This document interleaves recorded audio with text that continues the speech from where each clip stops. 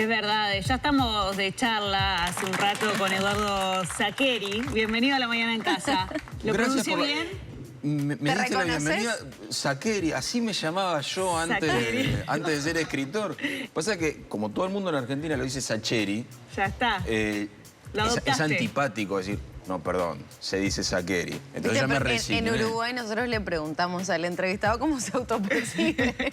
Si es Sacheri yo o me Sacheri. autopercibo Sacheri, así que les agradezco. Entonces te vamos a decir Eduardo, ¿viste? Mejor, claro. Así ya está, perdemos la cuestión ahí. Historiador, escritor, guionista, ¿no? Ponele.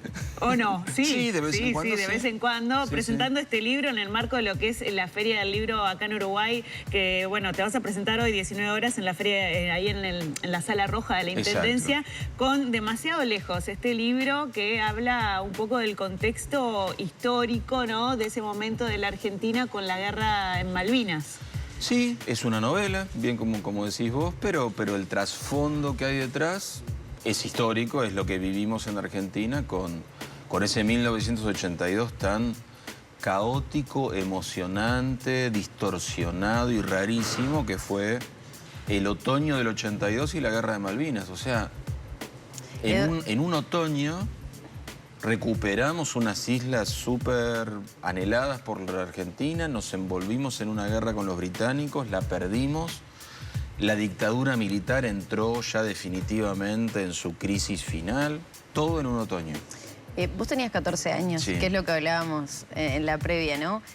¿Qué te motivó con la distancia a nivel del tiempo a decir, yo necesitaba contar lo que pasaba en Buenos Aires mientras se desarrollaba esta guerra? Vos estudiaste mucho el contexto político, bueno, la dictadura militar, los medios de comunicación, qué se informaba, cómo se desinformaba. ¿Cómo fue ese combo para llegar a escribir esta novela? Mira, a mí en general me llama mucho la atención en mi país que hay algunas cosas de las que hablamos mucho y algunas cosas de las que no hablamos nada. Sobre todo me interesan las cosas que nos callamos y por qué nos callamos. Y la guerra de Malvinas es algo de lo que no hablamos, en general. O sí se habla en general, pero no particularidades. ¿Viste? Hablamos mucho de nuestra reivindicación de Malvinas, eso sigue siendo así 40 años después. Pero la guerra de Malvinas es incómoda.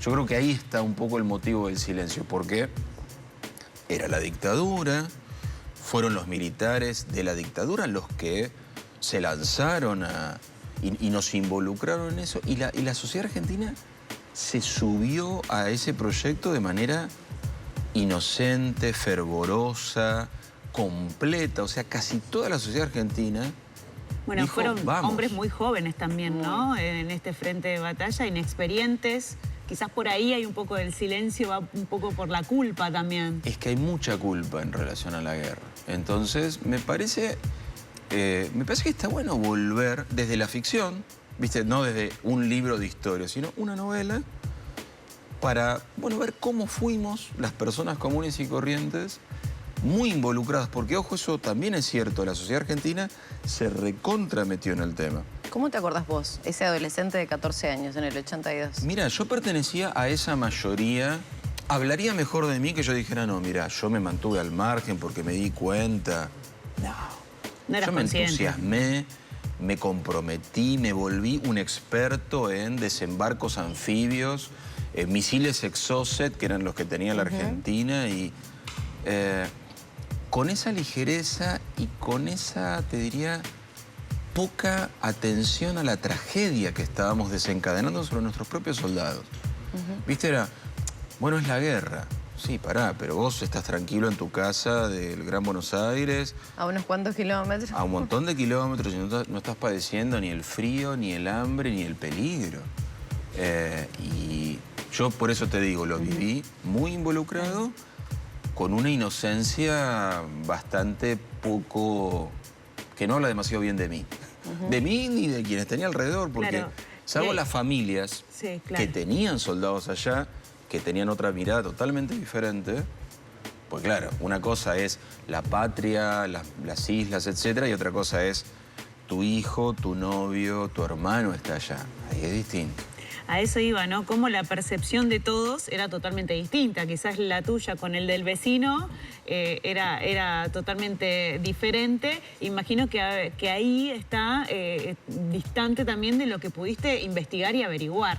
Es que cuando te pones a investigar, ahí empiezan las diferencias entre lo que uno recuerda y lo que es, si querés, la construcción histórica, más metodológica, más rigurosa. La memoria es otra cosa, es sentimental, emocional. ¿Y qué te pasó ahí cuando encontraste esa información? Mirá, me di cuenta que sabía un montón de, sabía un montón de cosas mal sobre la Guerra de Malvinas. O había un montón de cosas que ignoraba. Te doy un ejemplo de la geografía de la guerra. O sea, para los argentinos las islas son un contorno. El contorno de las islas, cualquier argentino te dice, esas son las Malvinas. Ahora vos decís, espera, ¿dónde se pelearon los combates de la guerra? ¿En la Gran Malvina, que es la que está más cerca del continente, o en la Isla Soledad? ¿En qué parte de la isla fueron? ¿Dónde está el cementerio de los soldados argentinos? Uno dice Darwin, que es el lugar. Bueno, ¿y dónde queda Darwin? Claro. Eso que forma parte de esto, nos cuesta recordarlo, nos cuesta... Y al mismo tiempo es un tema recontra grosso. O sea, país latinoamericano del siglo XX en lucha contra un país europeo. No hay otra guerra así para nuestros países. O sea, está bueno volver, me parece, a pensar de otro modo, y la literatura te da como esa libertad. Y hay un montón de hechos históricos que también aparecen en la novela, ¿no? Las movilizaciones en Plaza de Mayo, el tiempo que pasaba sin que volvieran, ¿no? La represión de los militares, la apertura democrática, que también es un hecho que parece consecuencia de la Guerra de Malvinas. Fíjate qué ¿no? paradoja que una victoria militar en la guerra probablemente hubiera prolongado mucho más la dictadura en Argentina. Fue de hecho la derrota la que precipitó que al año siguiente hubiera elecciones. Bueno, esto de cómo es la historia, ¿no? Que hay un montón de efectos que uno no espera, no ve, no prepara, y la sociedad va moviéndose de todas maneras. ¿Qué querías movilizar o qué querías hacer recordar al lector con esta novela? Mira, yo creo que no está bueno en la literatura pretender un determinado efecto. A mí como lector me molesta cuando siento, no sé, vos escribiste un libro y querés que yo saque... Es muy obvio eso, ¿no? Me parece. Ahora, empatice con determinadas que me pongas a pensar en algo, eso me encanta. Entonces, que me traigas un escenario, una época, unos personajes, una manera de ver el mundo, unos miedos, unos deseos, eso está bueno. Y por eso decidiste que los protagonistas sean personas X, ¿no? Que no sean los protagonistas de la guerra, claro, digamos. Porque además, suponete, si los protagonistas hubieran sido Galtieri, el presidente argentino, o Margaret Thatcher, o Ronald Reagan, te debes a la historia, entre comillas. Claro. Fueron personas de verdad con biografías que son públicas. Entonces mi margen de libertad ahí es muy escaso. En cambio, el mozo que le sirve el café a Galtieri en Casa de Gobierno, ese es mío. Es mío y es tuyo como lectora, quiero decir. Podemos hacer lo que queramos con él. O 4 tipos que se juntan en un café y leen los diarios de la mañana y los diarios de la tarde en esa época. Son la opinión pública de la Argentina, ¿viste? O una chica que labura en Cancillería, pero es una chica, es joven y es el último orejón del tarro del cuerpo diplomático argentino. No sé, ese tipo de personajes siempre me seducen más. ¿Qué repercusiones has tenido de esta mirada capitalina de ese hecho tan importante para tu país? Mira, por suerte está esto de, suponete, los lectores jóvenes, esto de... Yo no había pensado así la Guerra de Malvinas, ponele. Y en los que son más veteranos como yo, es... Ah, me hiciste volver a pensar en el tema Malvinas. Volver a pensar, que eso es esto que te digo. Pensalo desde vos, no desde un supuesto sermón mío, sino pensalo como quieras. Pero pensemos. Pensemos porque está bueno a veces remover lo que nos acordamos del pasado. No para ser otros, pero decir, acomodarlo de otro modo, ¿viste? Me parece. Incomoda lo que pasa. Bueno, pero vivimos en una época, me parece, que está bueno no tener tantas certezas. ¿Viste? Me parece que esta época está como muy anclada de... bueno, veamos esto, concluyamos lo que pensamos y listo. Esto es así, estos son los buenos, estos son los malos. No, pará. Pensamos así hoy, capaz que mañana pensamos distinto. Y entonces mañana estamos distintos, a lo mejor estamos en la misma vereda o no. O estamos en la misma vereda en este tema y en tal otro tema no. No sé, me parece ¿Alguno que... empatizó con esa visión que tenías vos? Mira, yo era un tipo joven, ya no adolescente, pero sí un tipo joven que, mira, veía la guerra de esta manera. Pero ahora me hiciste pensar que estaba claro. Que puede ser otra. Yo creo que la conclusión de, che, nos comimos una versión naif de la guerra, los argentinos ya la obtuvimos en el propio 82. Lo que pasa es que fue una noción muy dura. Eduardo, vamos ¿tenemos un temita con el micro? Ya que yo me estoy moviendo todo el tiempo. No, pero a veces pasan esas cuestiones de conexión. Pero vamos a reiterar mientras arreglamos el tema del micro que hoy a las 19 horas en la Sala Roja de la Intendencia, en un marco precioso como es la Feria Internacional del Libro aquí en nuestro país, se va a presentar Eduardo Sacheri, este bonaerense con esta mirada sobre las Malvinas, ¿no? Esta guerra que, bueno, fue nefasta para esa época de la Argentina, pero que, bueno, tiene una mirada muy interesante que estamos abordando sobre eso. Y también que siguen surgiendo montones de consultas, ¿no? Para Eduardo, respecto sobre todo esto que estabas planteando, de las miradas de estas personas que de repente dijeron, mira, no lo había pensado tan así. Capaz que en algún momento sí, pero ahora me abre un poco más los ojos esto. Yo creo que está bien que pase. Viste que, es más, que vos digas, espera, voy a mirarme algunos documentales, porque hay mucho material. ¿Cuánto estudiaste vos para esto? Y te diría que estuve un buen añito largo solo leyendo de la parte militar, de la parte diplomática, de la parte de los medios. Prensa de la época también. Que es clave la prensa de la época, porque la prensa, a medias manejada por el gobierno militar, sí, claro, pero a medias privada, confluyó en una mirada, esta guerra es pan comido, vamos a ganar... ¿Los argentinos creían eso de verdad? ¿Con una potencia? Lamento contestarte que sí. Muchos sí. Por supuesto que había gente que fútbol, ¿no? Embanderados como si fuera un partido de fútbol. Es que lo vivimos con esa frivolidad. Aparte veníamos del Mundial 78, claro, de ganar el Mundial 78. El modo de festejarlo de Malvinas, si vos mirás los documentales que quedan, las imágenes de archivo del 82... Las banderas, los bocinazos, los papelitos, las familias sentadas en el capó de los autos, algo re peligroso, pero viste, el papá manejando con toda la familia arriba del auto. Sí. Pues sí, esto es...